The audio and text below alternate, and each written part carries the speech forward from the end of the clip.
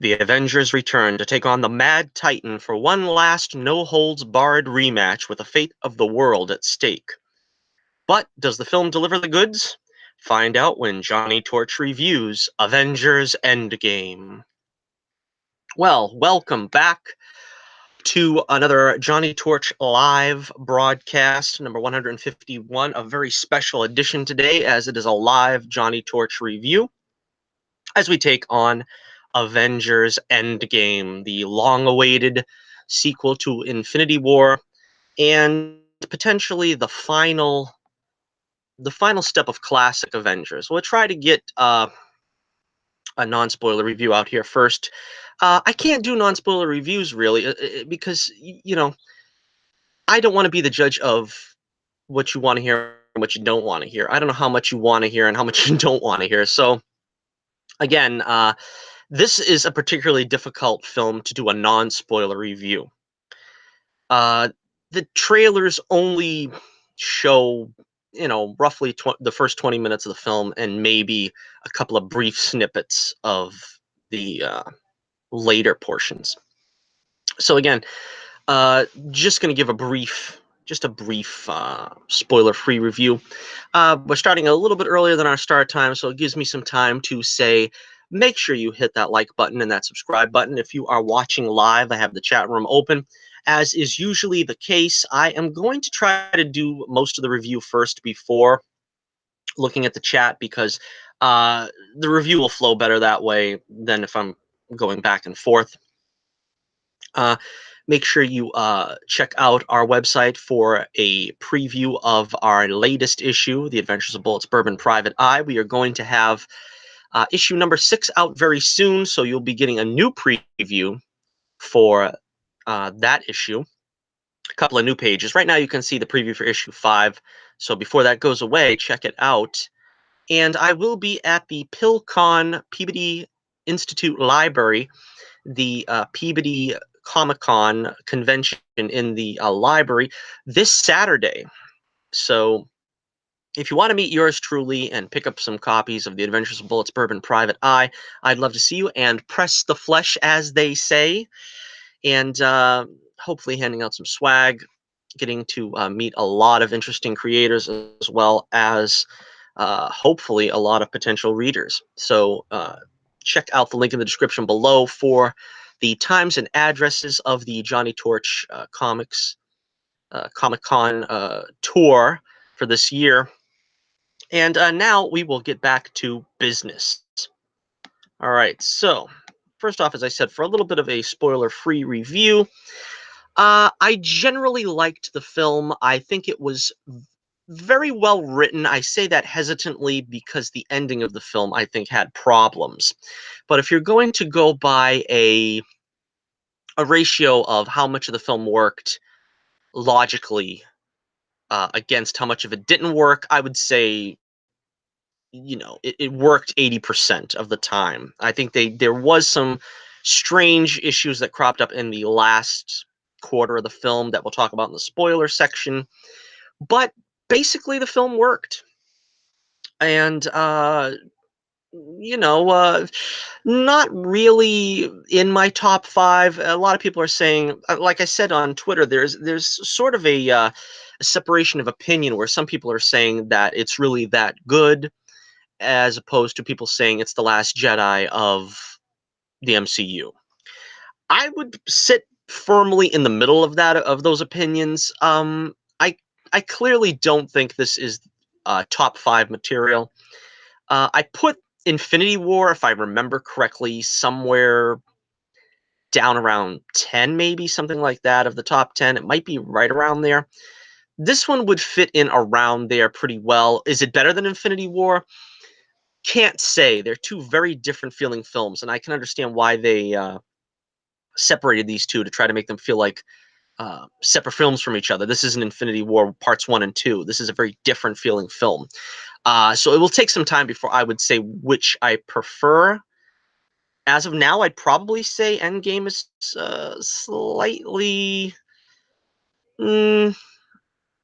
I don't know. There are parts of it that are better, but there are parts of it that are inferior as well. So we'll get to that in the spoiler section. So again, it's a recommendation. I think it's a fitting cap off to the, no pun intended, to the MCU as we've known it thus far. It's a fitting ending, I suppose, if we're going to look at it as an ending of an era. I would give it a firm thumbs up in that regard. We'll give it a letter and star number grade at the end of the video, so you might want to come back and listen to that if you haven't seen the movie and you want to come back and find out that at the end of the video. This is going to be potentially a long video because this film is 3 hours long, and I imagine we're going to try to get to as much of it as possible. Talking about as much of it as possible. So that is the end of the spoiler-free portion.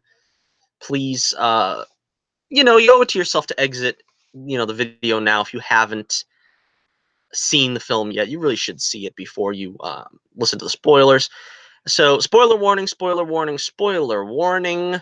And now we are going to get into the actual story itself without fear of spoiling. Okay, I gave you a couple more seconds there. Okay, so I don't know. This is the tough part. Now, I'll say right off the bat that I don't like the killing off of heroes. So maybe we'll talk about that first. Obviously, this was the final for several of the original stars. The ending of the story with Tony Stark, who of course started this whole MCU. His death. We get the sort of passing on of Captain America, who doesn't really die, but is basically phased out of the movie by aging out. And of course, the death of Black Widow, which unfortunately was kind of spoiled for me. Blabbermouths. What are you gonna do? Which would have been the most shocking one. I didn't see Black Widow's death coming at all, and I think it's potentially the most disappointing because there's a lot more potential, honestly, for the Black Widow going forward. I don't think we really got enough of her. And of course, they are going to give her her own solo movie coming up, I think next year, but pretty soon. It's in the cards. So it's interesting to see. It's probably going to be a prequel, but there's so much wasted potential with her going forward. I mean, in comparison with Iron Man and Captain America, they had their own solo movies. They pretty much had full arcs throughout the MCU. We only scratched the surface of Natasha's story. We got some of it in Age of Ultron. They could conceivably still give us a lot of background info and character exploration in the solo movie, but it really feels like a waste that she was taken out so early. So that was a disappointment to me. Um, let's talk about the story for a minute. So, in as brief an overview as we can give of it, uh, the Avengers, the remaining Avengers, gather together, and you know, after the rescue of Tony and Nebula from their potential demise up there in space, which that's where Captain Marvel comes in. It's kind of interesting that the post-credit tag for Captain Marvel didn't really come into play here. I thought that was actually going to be a scene in the movie, but Captain Marvel simply comes out of nowhere and saves them. A lot of people that complain about Captain Marvel, she really wasn't in the film all that much. I'm sure people have, spoiled that at this point. I've heard that from many reviewers as well, that Captain Marvel didn't really play a big part. I didn't really have a problem with Captain Marvel as portrayed in this movie. She's a little too arrogant and cocky. I think they are trying to sort of make her the next Tony Stark, but Tony Stark was more endearing. He's more of an endearing jerk. And Captain Marvel, in a lot of it is, at least in most people's opinion, due to Brie Larson, kind of abrasive. And so I can see why fans don't respond to her very well. And she played her part. She came back in the 11th hour and, you know, smacked around Thanos, kind of even the odds. I don't really have a problem with Captain Marvel being overpowered. I kind of like having a Superman type power set in the MCU. I felt that way. I must have mentioned it in the Captain Marvel review that I kind of liked seeing her smashing through ships and flying through space without a space helmet, and she doesn't need a breathing apparatus and this and that because she's just that powerful. But the thing is, Superman has the he has the humility that's lacking in Captain Marvel. He doesn't he doesn't seem he doesn't seem full of himself at all, where Captain Marvel is extremely in that vein.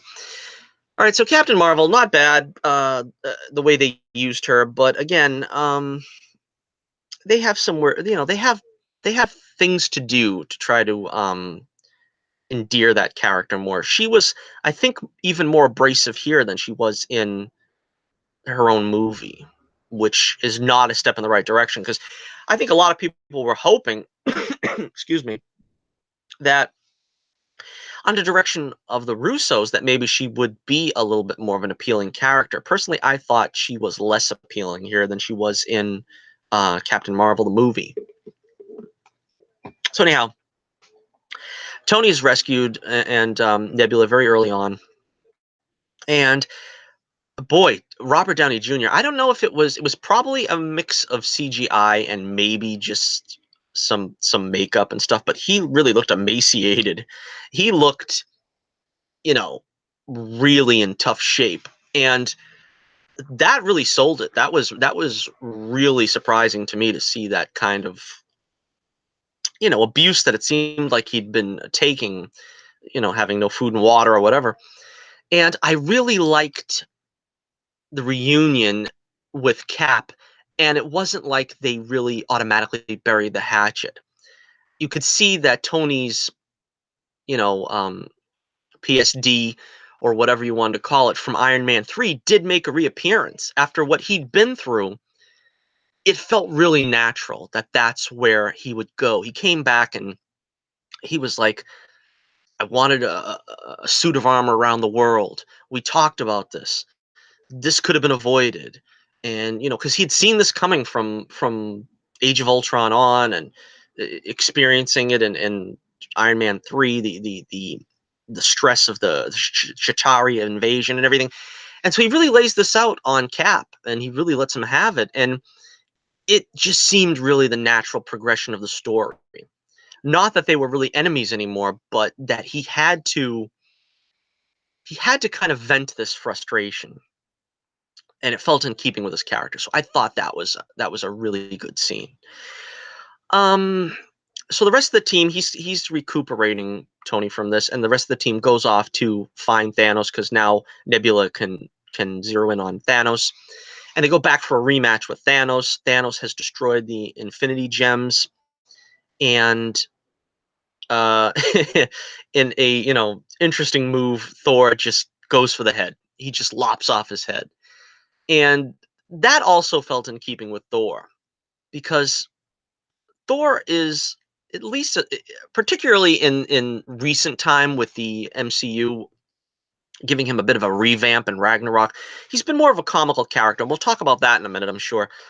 But this did feel like the proper reaction for Thor. He just, without hesitation, just goes for the head for Thanos and just lops his head off. And then it looks bleak.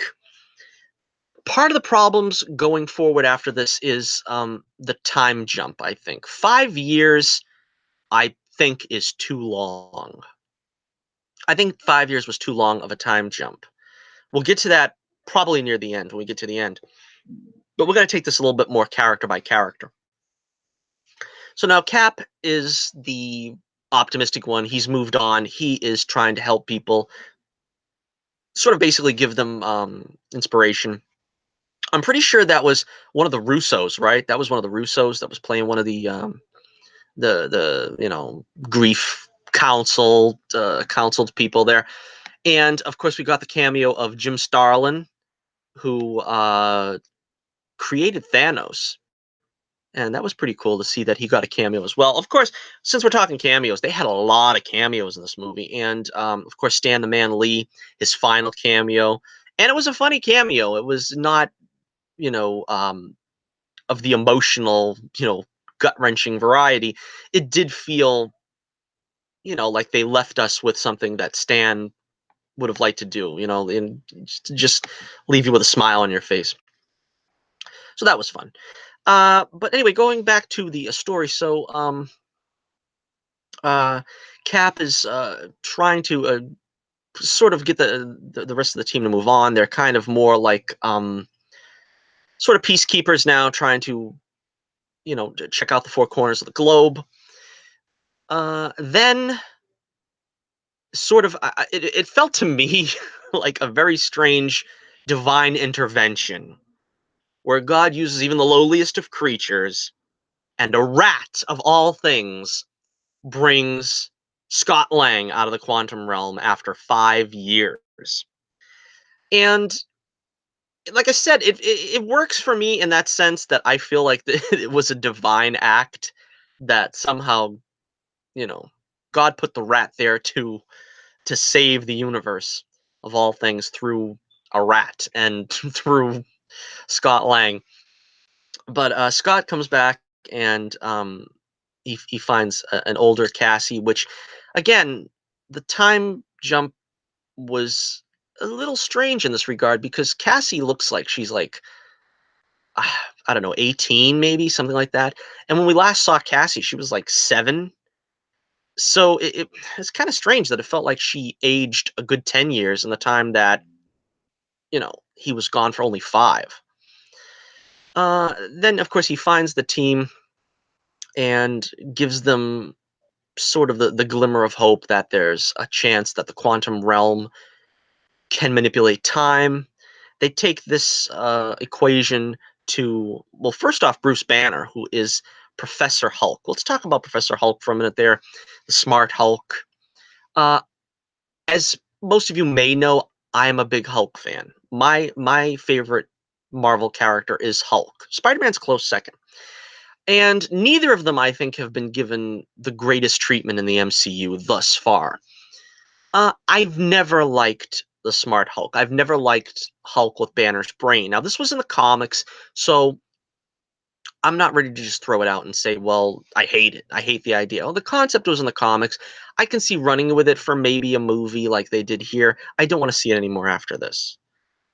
Um, the default Hulk, the Hulk that everybody knows and loves, is the original television show Hulk, the Hulk Smash Hulk, which is the Savage Hulk, the Hulk that, is unrestrained anger and fury.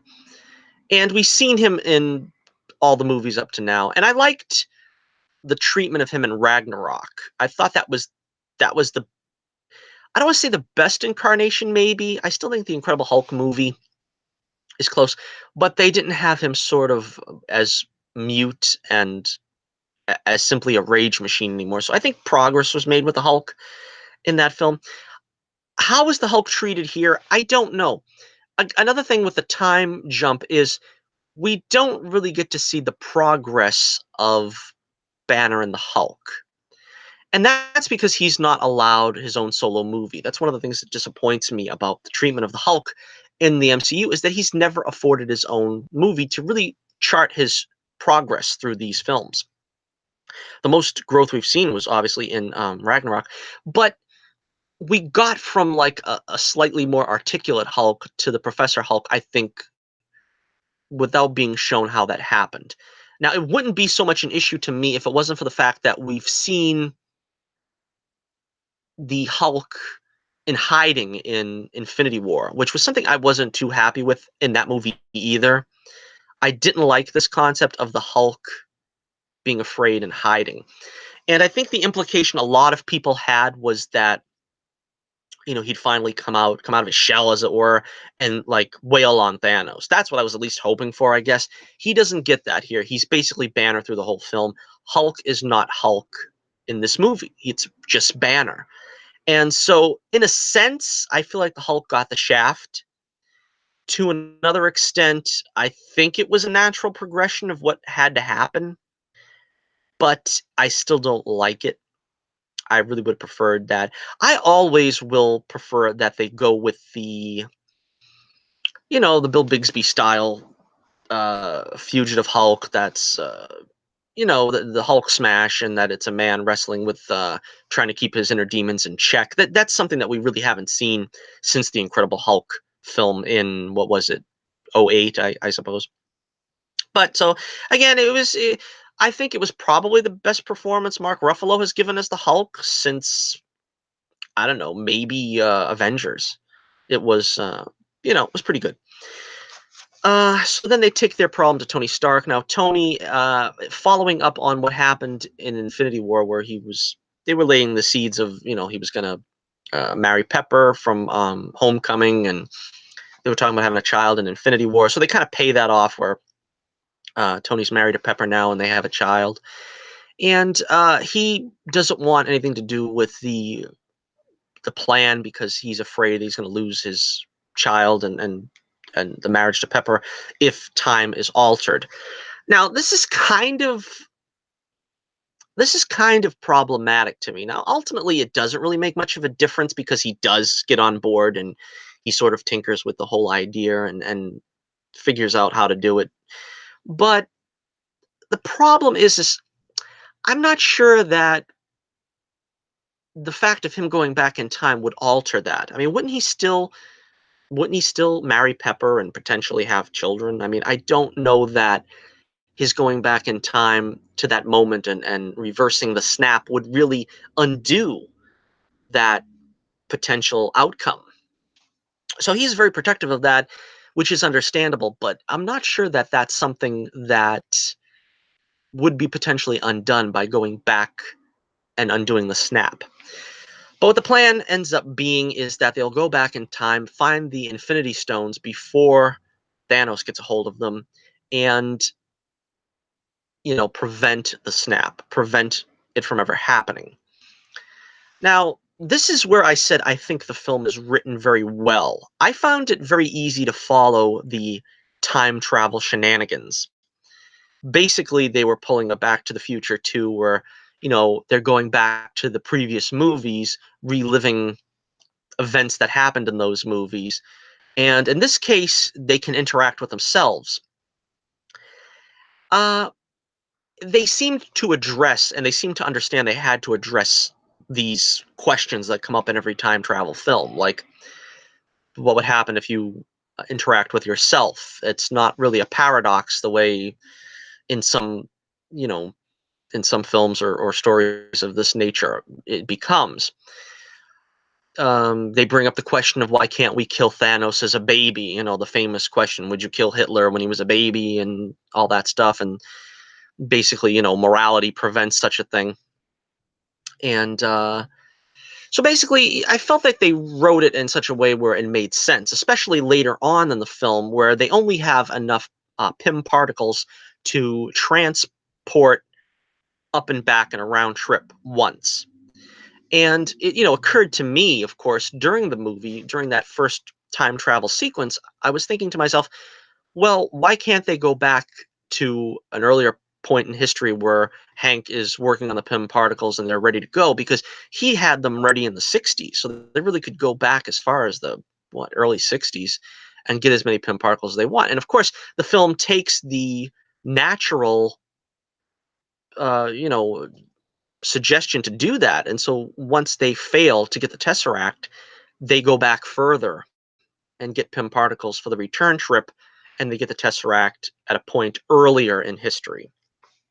So that was pretty clever. And again, like I said, it shows that some thought went into this, and that it wasn't just, let's go on a crazy trip and then explain away the difficulties of this trip later. So, in all honesty, I enjoyed the first half of the movie a lot. I enjoyed the time travel shenanigans. I thought the stuff, some of it was a little over the top. We had the fight with Captain America versus Captain America. That was like, that's cool stuff. And the Avengers film is one of my all-time favorites. So going back to that and seeing some of the post movie stuff, like Loki getting arrested or what have you, and seeing that Robert Redford's character was there, Pierce, and even Crossbones. Can't remember his character's name in his civilian identity, but he was there. And they recreate certain scenes from the movies that are really fun to revisit. I thought that was pretty funny. The Hulk having to take the stairs. That was sometimes the humor worked, sometimes it didn't. Like I think the Hulk taking the stairs was a funny moment. Captain America's butt was a running joke there, and I don't know. I didn't find that as funny. Again, that's kind of like one of those things where it's kind of cringe, and I can't see them doing that with, say, like Black Widow if they were making that joke. It wouldn't have been in the movie. We'll talk about some of the SJW stuff a little bit later, but that was kind of a place where I seen that was. So going on to Loki escaping with the Tesseract, a lot of things happen that could potentially ruin the timeline, but it's all fixed if they can bring the stones back. Like for instance, the Ancient One, which was also fun to see her kind of dealing with the ramifications of what the Avengers' plan is. They can't just beat her up and take the Time Stone. So Banner has to basically convince her. And props to Mark Ruffalo. This is the only time I think we see him as Banner in the astral plane. And, he does a good job there with that scene. And so basically it's sort of Bill and Ted's Excellent Adventure type logic where it's like, well, we have to go back after we're through with the adventure and place these things in a certain place to make sure everything works out at the end. So these things basically cure themselves. That's what I mean about how it's well thought out. Where Loki, if the Tesseract is put back in the right place, he never escapes with it. Things like that were pretty clever and dealt with properly. Um, I thought that was pretty clever. I'm pretty sure everyone was expecting there to be a replay of the elevator fight scene from Winter Soldier, and they were just expecting Cap to say, before we start, does anybody want to get out? And instead, he says, "Hail Hydra," which was the cleverer way to go. I don't know if that's a nod to the controversial comics issues there, where he was supposedly a Hydra sleeper agent or something. I don't know what they did with that. But again, very clever the way that they approached that whole thing. Then the time travel back, we got some more cameos. We get to see Howard Stark. We get to see young Hank Pym. We get to see, I was pretty, of course, we see Peggy Carter. I was excited to see Jarvis. They got the actor back to play Jarvis from the Peggy Carter, Agent Carter show.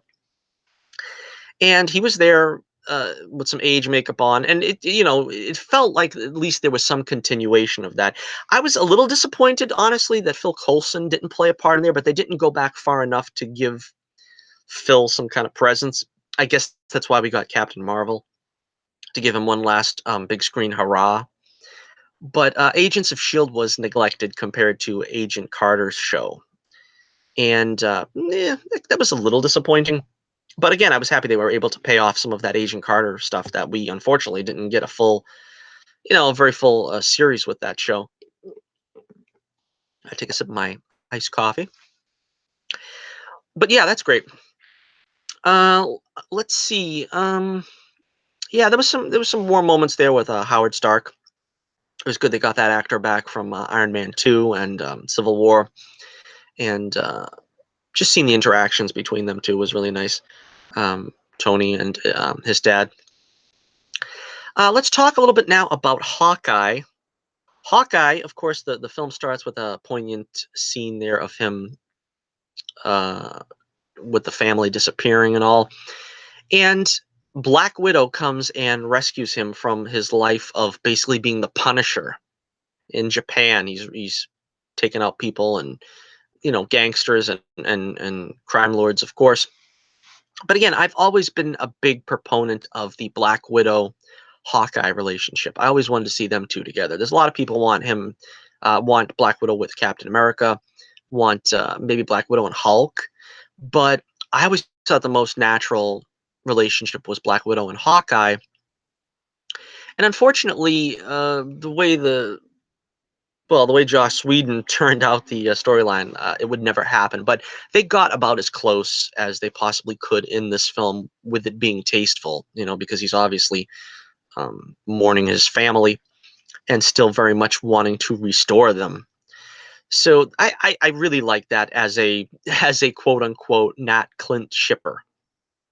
So that was really good. Um, let's see. Let's talk about some of the other characters here. Let's see. Thor. So Thor, this was borderline. This was borderline. I think that they're making Thor a little too much the object of humor in these films since Ragnarok. In this case, it was like borderline parody. I did like the fact that they had him so sort of broken. I mean, they played it for laughs, but he was emotionally broken from what happened. You have to remember the fate of, half the world, potentially half the universe was snuffed out because he didn't go for the head. And how did this affect him? And of course, it's kind of played for laughs where he's fat now, overweight from drinking beer all day and just playing, video games with what's his name? Korg and the other guy. And that was pretty funny. Again, the humor worked to an extent, but it was like at some point I wanted Thor to go back to being original Thor. It worked in the same way as like Iron Man, where Tony felt the weight of the PSD on him, the PSTD on him, and it kind of, after a while, he had to return to normalcy. And I don't think Thor ever returns to normalcy. I was kind of hoping that he would get the especially at the point where he gets Mjolnir back, that maybe that would restore him physically and he wouldn't be fat anymore.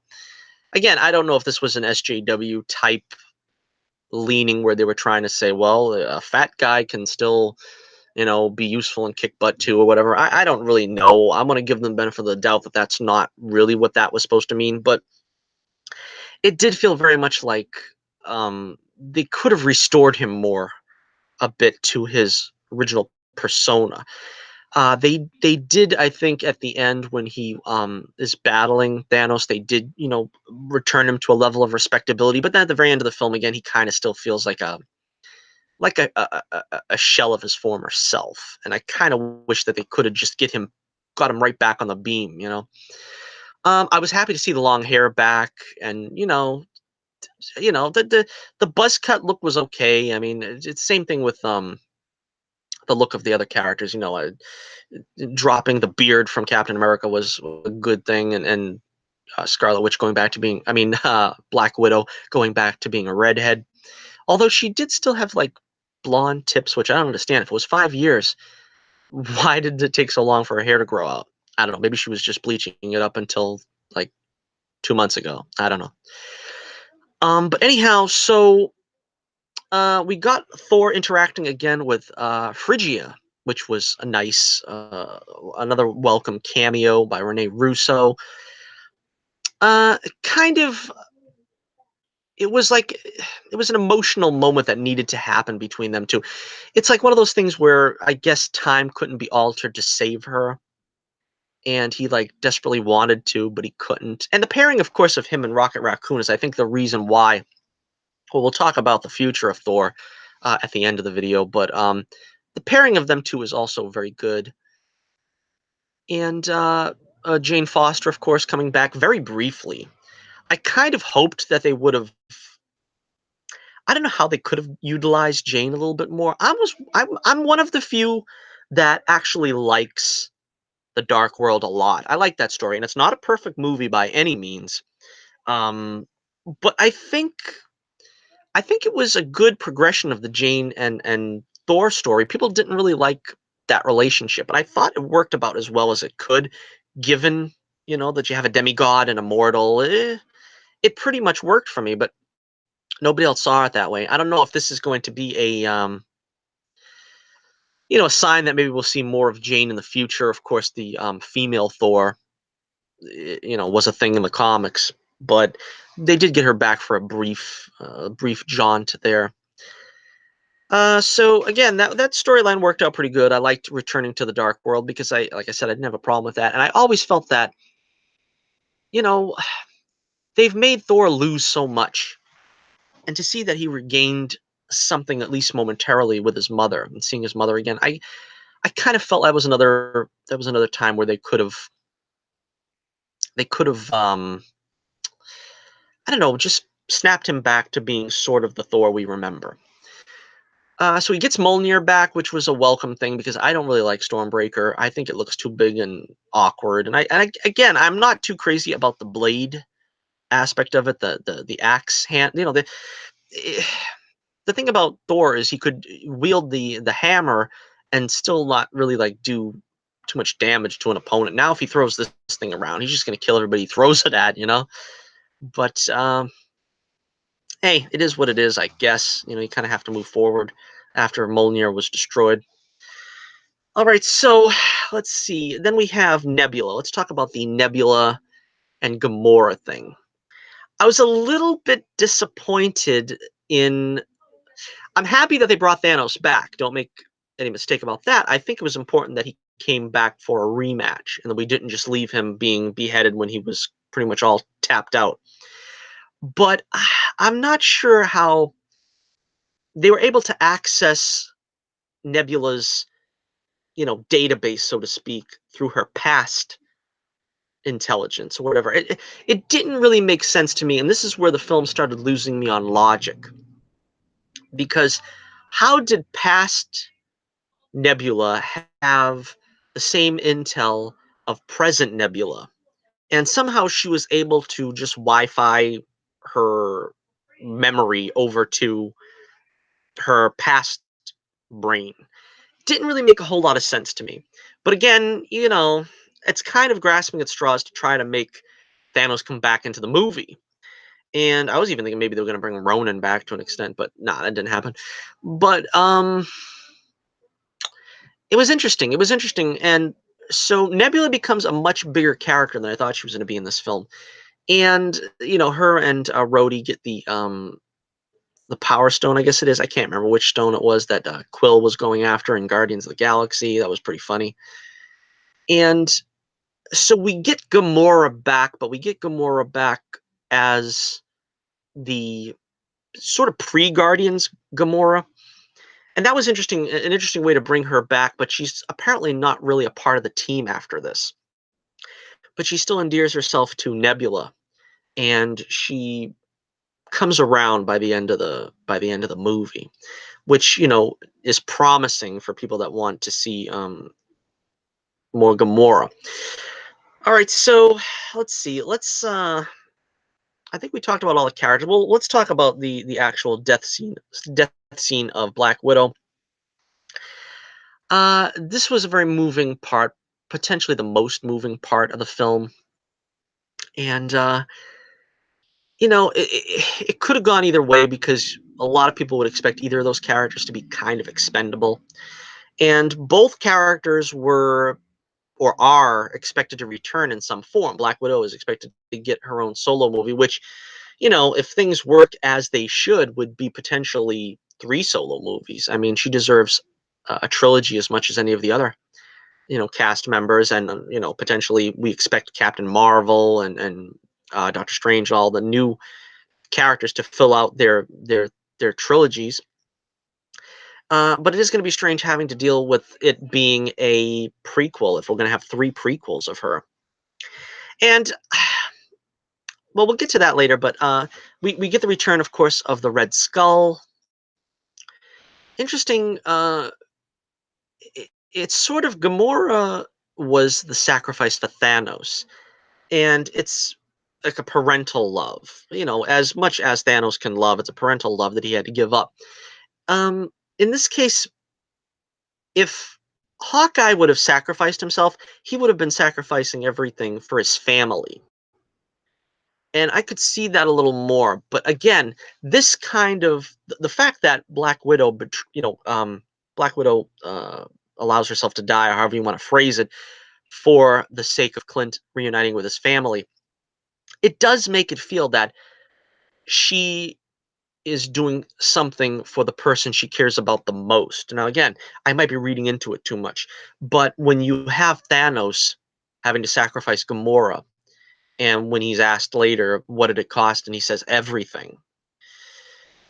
It sort of gives the idea that she's the most important person in his life, as bizarre as his relationship is with her, and that he actually feels parental towards her, given the fact that he's killed her family and half her people. And it feels kind of in the same way that maybe Black Widow did see Clint as the most important person in her life, that she was willing to do this, and not just in sort of a pity manner that, well, Clint deserves to have his family back, but more that she would be willing to do anything for him. And of course, there's also the backdrop that there's millions potentially at stake. But like I said, I don't know if that sacrifice would be as valid if it was just, oh, I'm going to kill myself for the sake of millions. It's supposedly you get the a soul stone by sacrificing what's most important to you, for who's most important to you possibly as well. But okay, so moving on. Yeah, that was sad. They didn't really give I keep wanting to say Scarlet Witch. They didn't really give Nat a funeral, in as much as they had that little scene where they are talking about her and just going on about the memories and stuff of her, which was a nice little scene. They kind of have it out, Clinton Banner. So then we get all right to the point now where they've got the Infinity Gems, and Thor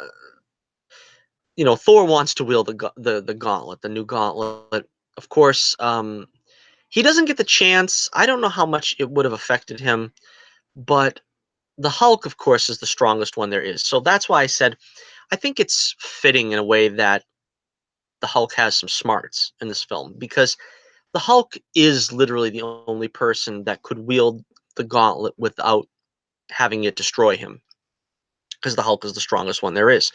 So having him be the one to wield the Infinity Gauntlet, I thought was a good thing. And he snaps his fingers and brings back all of humanity that was dusted in Thanos' snapping.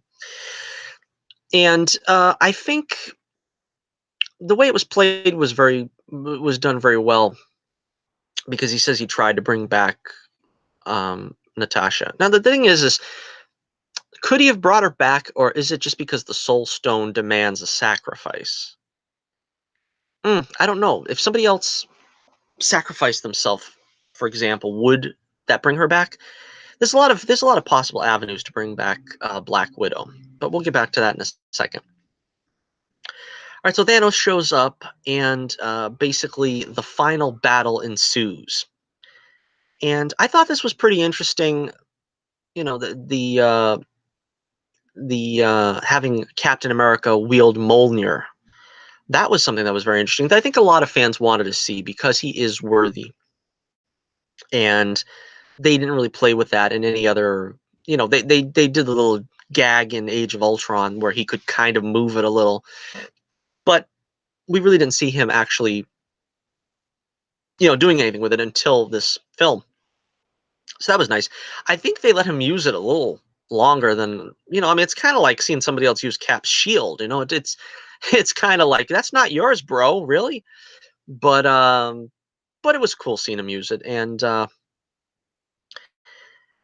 we had sort of, it was a fun seeing the three of them take him on. It was reminiscent of sort of the Battle of New York, also with the battle of the three against each other in Avengers, then them taking on Thanos. And to be honest with you, let's talk about Thanos for a minute here.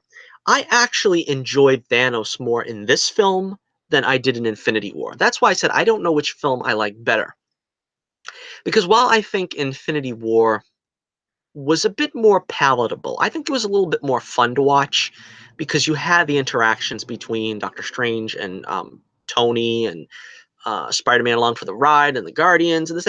It was a lot more of all the characters interacting. Where, of course, here it's just the core characters, and they're kind of separated for a point.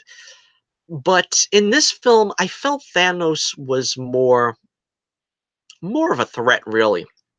Because in Infinity War, he's sort of a misguided soul. He's sort of doing the wrong thing for the right reason, and that's never really been something that appealed to me. But here he sees what his future is, and he's been given the chance to prevent it, and he says, I'm inevitable. And he takes that very seriously. And so when he goes to the planet at the end and he's monologuing to the three Avengers, and he's basically saying, I'm glad you guys came back because I see what I've done wrong now, and I'm smart enough to do it differently. And not only am I going to destroy half the population, I'm going to destroy all of it. I'm going to destroy enough of it where I can start over from scratch. And, this was me dispensing dispassionate justice before. But now I'm actually going to enjoy destroying all you people. I'm going to enjoy destroying pretty much every living thing and creating it over anew in my image.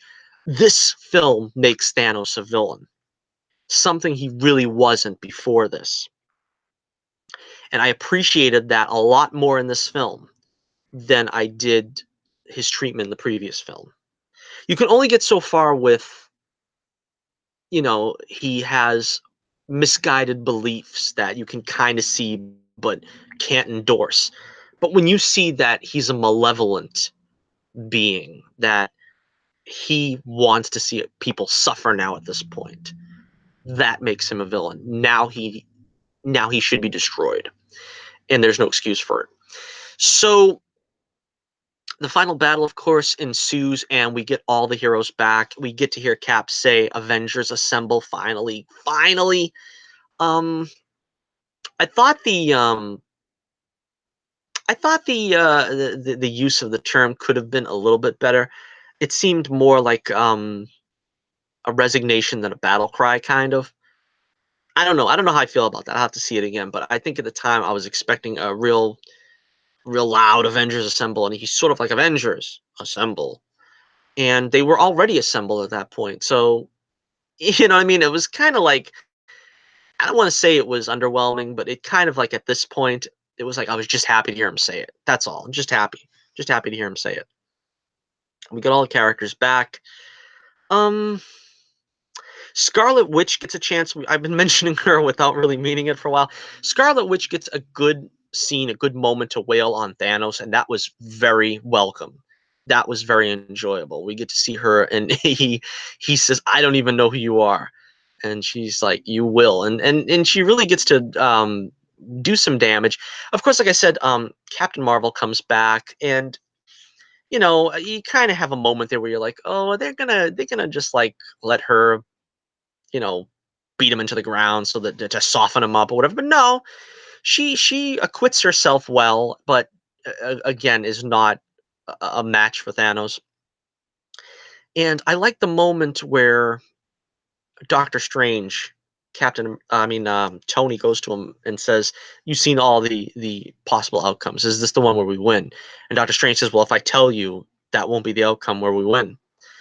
And so that was a great moment, and that was a good setup where we finally see uh, Doctor Strange motion to him that this is the moment that he has to act, because basically everybody gets beat down. I mean, Cap, he gets the shield cracked, and I don't know what was the material that staff or whatever that Thanos had was made of, but that managed to crack vibranium. That's like, wow.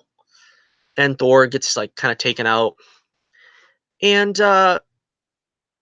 Pepper shows up. Pepper shows up in the rescue costume. A lot of people were expecting this, but yeah, it was kind of I'm willing to give it a pass because I think a lot of people have already mentioned this, that like, well, how does Pepper really know how to use the suit that well? But you got to remember, we have 5 years worth of time between films, or between the beginning of this film and film. So I have to imagine that for her own protection and security of her family or whatever, she would learn how to use a suit.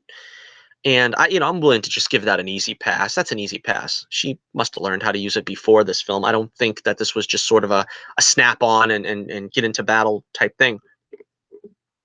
Because That was my big complaint about Iron Man 3. Well, one of them. I have like 3 or 4 complaints about Iron Man 3, but one of my complaints was that she seems to automatically become an action hero at the end of the movie. And she takes on uh whatever his name was, Guy Pearce. And she's like a capable fighter and this and that. And that's not to say that she couldn't be if she applied herself. But just getting that serum in her. I haven't seen 3 in a long time. I can't remember the details, but getting that serum in her or whatever, it wouldn't necessarily make her a good fighter and a capable action adventure hero. You have to be true to the character, the concept of the character. And she was basically a CEO. She didn't have any kind of training and this and that. So, basically, I felt that in this case, the explanation had to be that she had been training to use the suit, at least, if not for years, then at least for several months. Um, let's see. Then they had we got Valkyrie in action. It was welcome to see her, although it felt strange that she sort of came out of nowhere because she wasn't in the last movie. It was like, well, did she get killed with the Thanos invasion? But then again, no. But I don't know. But she had the winged horse, which was cool. That was the original concept of the Valkyrie riding the winged horse. And Spider-Man is interacting with her, and it's interesting. It felt very much to me like a classic 70s 80s Marvel comic team up where you get to see all the heroes, Secret Wars type crossover, Contest of Champions, which was my personal favorite. Secret Wars was okay.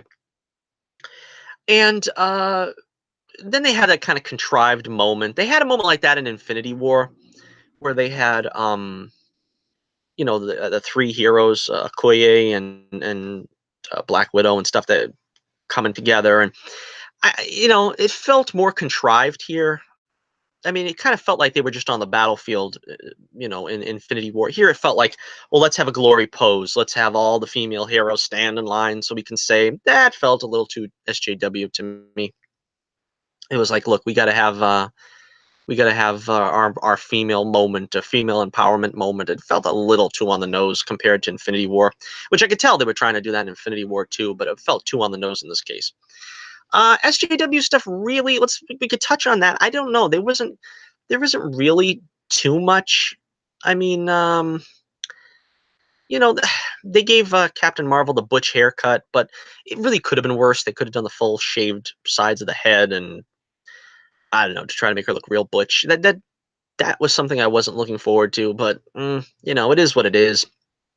They kind of touched on things of the ecology or whatever of the planet with the whales coming into the harbor. Captain America makes note of, and I guess the guy was gay in the therapy session. I mean, this is like kind of like woke moments where it's like they have to point out, we're appealing to different demographics, which again, not a big deal. It didn't add or subtract anything from the movie to me. But I'm saying if you're looking for SJW leanings at certain points in the movie, that's like I said, maybe Fat Thor was supposed to be one of those kind of things to show fat people have their worth. I don't know, but it didn't overall affect the film. I don't think one way or the other. I mean, if that turns you on, that these kind of like woke moments, then maybe it worked for you. Didn't mean anything to me at all. Um, so I want to talk about the Vision for a minute before we kind of wrap up here. But the Vision is not restored in this film. They don't let you know what happened to him. His body is last we seen was like powerless, and they do have a TV show coming up of Disney Plus that might address this. I'm not sure, or it could be just a previous flashback, because they did have, I think, what was it? They were together 2 years or something in Infinity War, living in Scotland or whatever. But it was an interesting choice because the times no, what was it? The Mind Stone was taken from Vision, and at the end of the movie, when all the stones are returned, it kind of begs the question: well, does that mean Vision will exist again if Thanos doesn't take the time stone. This is the confusing part. The different outcomes that are changed, but yet they don't necessarily have to be changed. It's kind of interesting. Well, let's talk first about you know, Tony's noble death. Let's get into that first before we get into sort of these weird time problems that I'm having at the end of the film. First off, we don't know if Vision can come back or not, because if Thanos is defeated in the past, does that mean Vision will continue to exist? Um, Tony being the one to wield the Infinity Gauntlet, of course, it's fitting because he is the beginning of the MCU. And without Robert Downey Jr., there probably wouldn't be an MCU. So obviously, when they wanted to put a cap on the franchise and bookmark it, they were going to do it by giving Tony the noble sacrifice. Um, and of course, Tony, out of all the Avengers, is the only one that is mortal. Really, I mean, you know, we've got you know, just going down the list. I mean, Cap, Thor. Heaven knows Captain Marvel is more than mortal now, and Black Panther has his own share of powers, physical powers. There was nobody that was on the team that was mortal that could just take it and wield the gauntlet. Uh, and I imagine the suit is what really protected him to the extent that it did. So he ends up stealing the gems from Thanos' gauntlet. That was a real cool move, and that was what Doctor Strange saw. Apparently, that was the key to doing it, and Tony picked up on that. And see, the sad thing is, this is where it really is a tragedy. Now, I'll be honest with you, and you know, I didn't cry at any of this. I mean, honestly, a lot of people cry and get emotionally moved with this, but to me, I just kind of could see it. It was kind of, to me, felt like Han Solo's death and The Force Awakens. It felt like this was sort of written before. You know what I mean? It was like written long ago that we've got to give Robert Downey Jr. the emotional death. And that kind of takes something away from it. Now, maybe I would have felt different if I was, you know, old enough to follow movies, or they really, you couldn't follow them on social media in those days anyway, but like for instance in The Wrath of Khan. Now, apparently that was written, Spock's death was written so that Nimoy would be in the movie, because he basically said, "Look, I'll only do the movie if you kill me." Sort of like the way Harrison Ford felt about The Force Awakens. And but it felt like, instead of the film leading that to be the foregone conclusion, it does feel like it's a natural part of the film. It feels like something Spock would do. It feels like something only Spock could do, and it feels like the natural progression of the film. In this case, it just kind of felt like, well, there's so many other heroes here that we have that could kill Thanos. It just feels like we have to write out Iron Man. We have to write out Robert Downey Jr. And that's why I don't think I emotionally connected with it as much as I could have. Although, of course, it did hurt to see. I mean, it was an emotional death, but I kind of felt like it was preordained, which always kind of ruins it when you kind of feel the writing behind it. So, I don't know. Uh, the way he died was, you know, apropos of the character all along. He struggled with, I don't know, he struggled with being immortal, I suppose, in a world of gods and aliens and so forth. He, you know, his battles with the anxiety and the vision he had, and the fear and the trying to make the world a better place through his technology. It just did feel like this was a fitting sort of bookend to that. So in a way, it felt like it was fitting the way that they moved on with him. Uh, Now, Thanos' death. I really loved Thanos' death. I thought this was just remarkable. It was brilliant. And you know, he says, "I am Iron Man," which of course was again sort of bookending the you know, the life of Tony Stark, so to speak. And he he he you know, he blinks all of Thanos's crew out of existence. And it's interesting because he doesn't disappear right away, Thanos. He has a chance to reflect, and that's like such a poignant moment. I just love seeing that. He's like sitting down and he's like he knows it's coming. And you could see the look on his face and he's like I got so close. I got so close. And he's like, damn you people. He's like, you did it to me. And I never thought it was going to happen. And he just like blinks out of existence.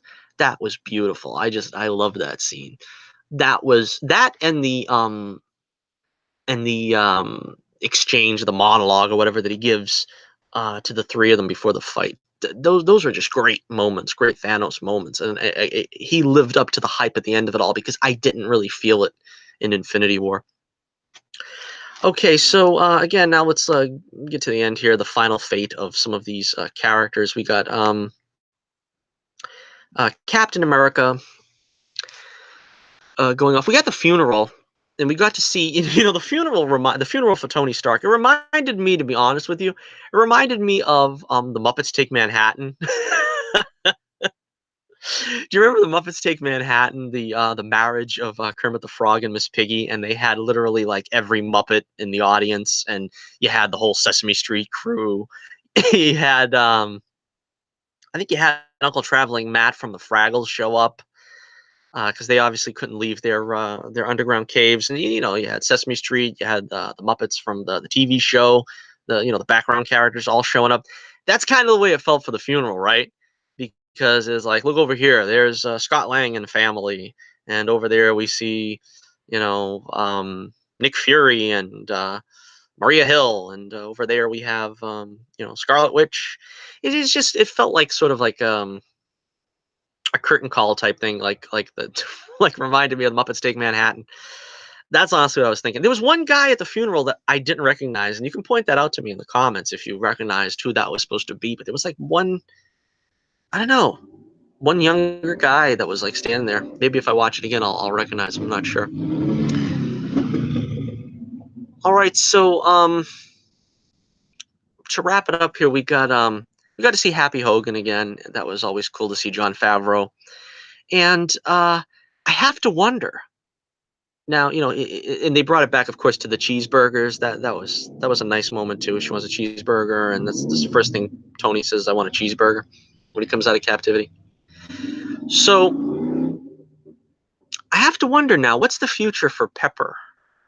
Now, does that mean some people are saying she might be rescued and that she might continue on? Now, Gwyneth Paltrow says that she's done with this saga as much as the original cast is, so I think she's done.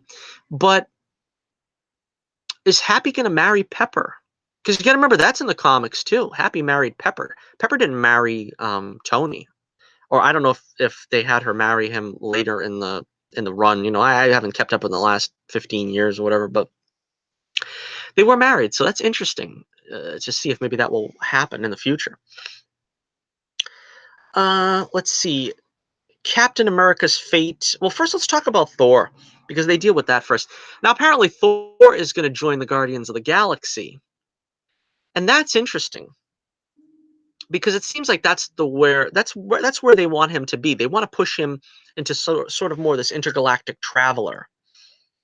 And he leaves New Asgard to Valkyrie, which that's fine. But again, I don't really see Thor as a member of the Guardians of the Galaxy. I think he works well with Rocket and for comedy effect, Star Lord. But I don't really know what they're gonna do with him. I mean, I would just prefer that they try to do something with him in another movie, another solo movie. I think Ragnarok was profitable, as far as I know, but it's like they want to be able to use Thor without giving him another solo movie. And I guess, at least what I'm thinking is it's because of Hemsworth's price. Maybe they don't want to pay him as much as he's asking.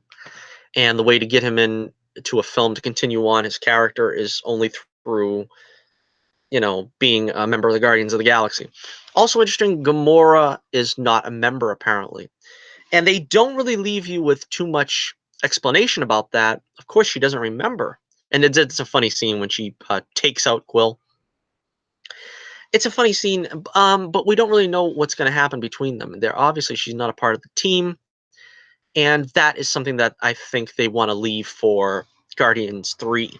And perhaps they should. They didn't need to give us too much more about that.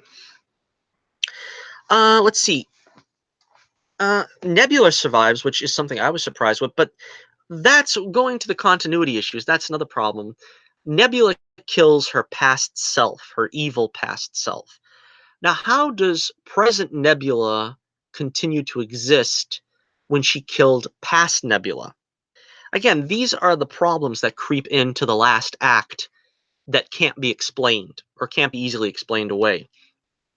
What happens to Vision? Does he still have the stone in his head? What happens to Nebula to keep her alive, seeing as how she killed her past self? Now, seeing as how they killed past Thanos, you know, there's no future Thanos. That doesn't really make any sense, right? Again, there's ways to save these characters from death should they choose to. For instance, they pulled Gamora out of time, so now she is just brought forward into the future, so to speak, which is basically the present. And what's to stop them from doing that with Iron Man, Tony, or Scarlet Witch? I mean, Natasha. What's to stop them from bringing them back from the past? Go back and get Black Widow, you know, at some point in history. I suppose what happens is if you take them out of history, that will ruin what they do in the future. For instance, if you take Black Widow out of the past before she makes the sacrifice is never made, they never kill Thanos because they don't have the Soul Stone. But if you're going to say that, you have to stop and wonder, by taking Gamora out of the timeline, Thanos never sacrifices her, and so Thanos never ends up snapping his fingers because he doesn't get the Soul Stone because they kill him before that ever happens. You see what I mean? The writing fails at the end of the movie, quite honestly. There are plenty of ways they could bring back these characters, and I'm sure, as I've said before, I'm pretty sure we're going to see a Secret Wars film. The Russos have not made it a secret that they want to do a Secret Wars film. And to do a Secret Wars film, it really behooves them to bring back the core cast. All right, Captain America, he's charged with going back and putting the stones back into place so that time will not be greatly altered. He also takes back Mjolnir because he's got to bring that back because Thor took that out of place too. And it's it's interesting, and he decides to stay in the past 1940s. And again, this is a very fitting end, again, because like it was fitting for Iron Man to begin and end this phase of Marvel with Iron Man, and that he makes a noble sacrifice and he ends up losing what he was trying to protect so much, which was his child, his wife and child. And in this case, Cap gets the happy ending where he gets to go back and he gets to live his life with Peggy. That's all well and good. I have no problem with that because well, to be honest with you, I always wanted to see him get with Sharon Carter, which was something that happens in the comics. They again, theirs is not like this great love affair that to compare them with Superman and Lois Lane or Peter and MJ. But that's sort of a problem because, for one thing, it shows Cap being selfish. Now he's altering the timeline by, you know, potentially marrying um, a Peggy because he has the wedding ring on, which means that the timeline is now altered. He is he is going to prevent Peggy from marrying and having the children that she has in the timeline. This is again not in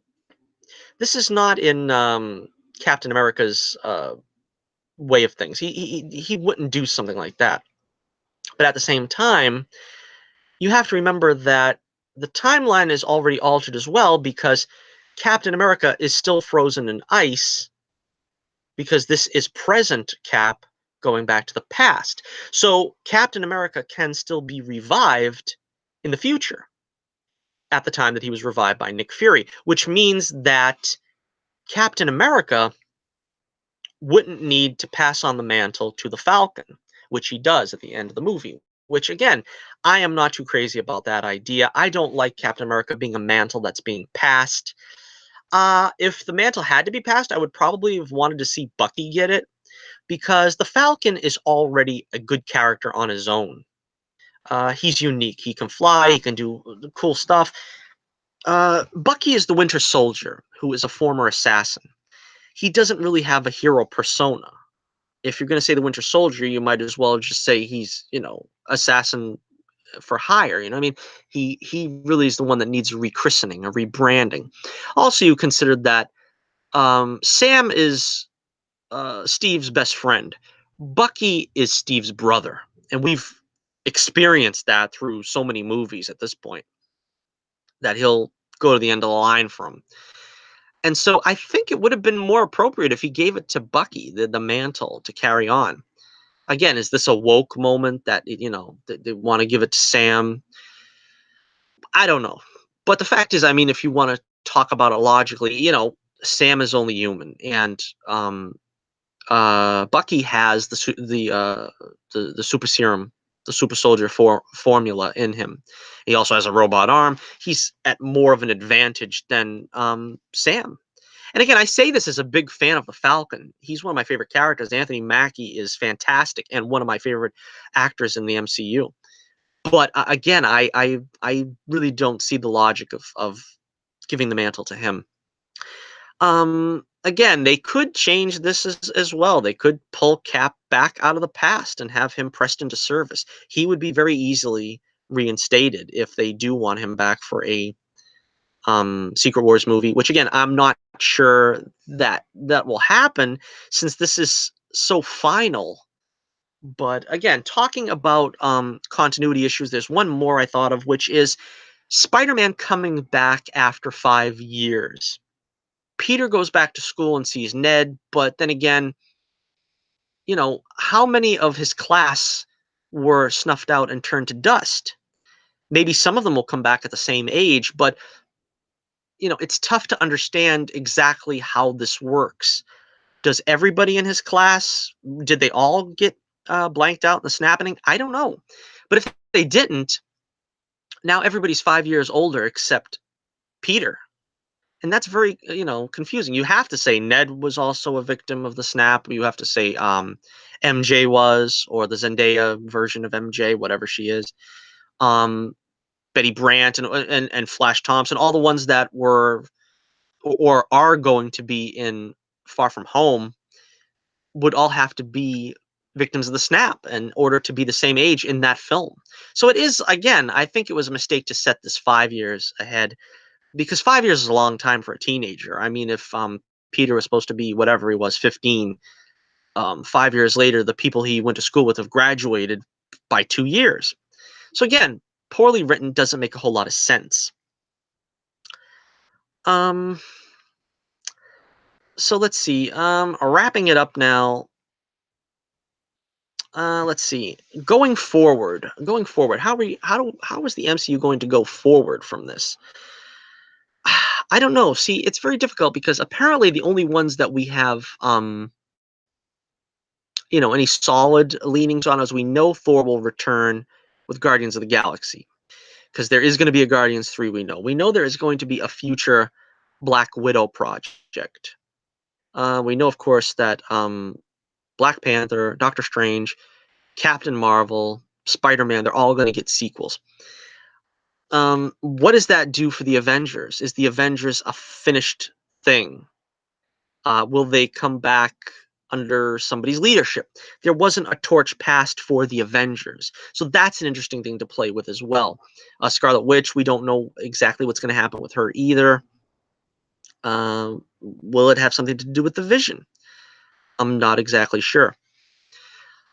Uh, Talking about also going forward, it's interesting to think how they could bring some of these characters back for future purposes. Because again, there is a lot more, as I was trying to say, for some of the characters like Iron Man and Captain America are given good arcs that they could be, you know, they could probably conclude their sagas with this film.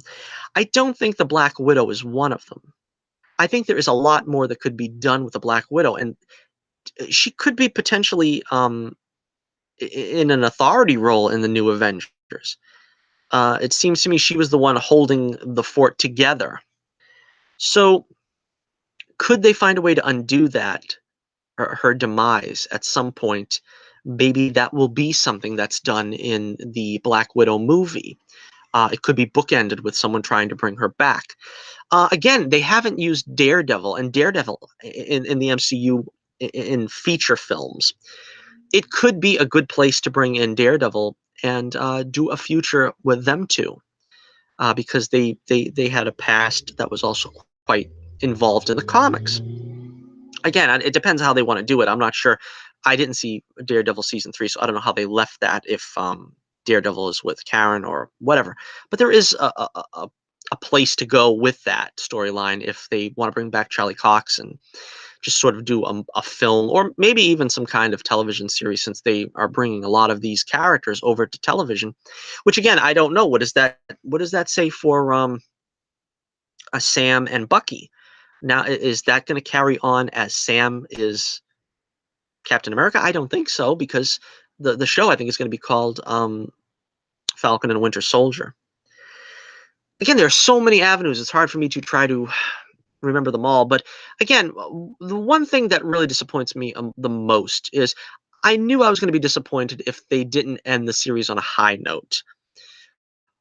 I was so glad that they ended the X-Men, basically the classic X-Men. They ended it with Days of Future Past, with everybody coming back. And you got to see Cyclops was back with Jean. You got to see Beast. You got to see basically everything was back to the status quo. And I believe that comic books should more or less retain the status quo. Comics continue in perpetuity. There is no ending. There is no ending for Steve Rogers. There is no ending for Tony Stark. There's no ending for Thor. There's no ending for Black Widow. They need to continue on in perpetuity. And if you're going to kill a character off, it has to mean something. It has to be important. So it's kind of like I don't, I don't see main characters like this getting killed off. I don't see Superman going away and retiring. I don't see Batman dying and then leaving the mantle to someone else. It just feels wrong for me. And that's kind of what knocks a point off of this film. Again, also the questionable questionable ending about the making sense of it. Some of the things are resolved through Cap putting the stones back in place, so you don't have to wonder where is Loki and did he get away with the Tesseract. No, all that's fixed. But it does leave a lot of questions that can't be answered. What happens to Aunt May while Peter's gone for 5 years? Um, she ages 5 years too, so are they going to still make hot Aunt May jokes? And I mean, a lot of that is a problem. So I can't give this the full 5-star rating. I did enjoy a lot of the beginning portion of the story.